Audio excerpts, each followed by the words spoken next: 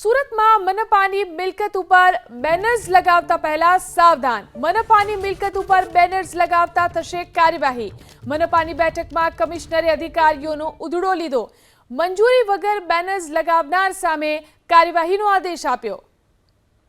તો મનપાની જે મિલકત હોય છે તેની ઉપર જો બેનર્સ લગાવવામાં આવશે તો હવે કાર્યવાહી થશે।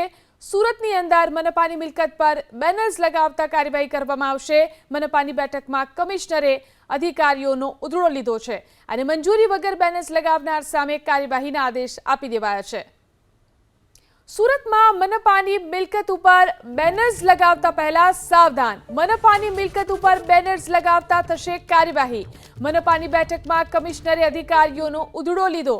મંજૂરી વગર બેનર્સ લગાવનાર સામે કાર્યવાહીનો આદેશ આપ્યો। તો મનપાની જે મિલકત હોય છે તેની ઉપર જો બેનર્સ લગાવવામાં આવશે તો હવે કાર્યવાહી થશે।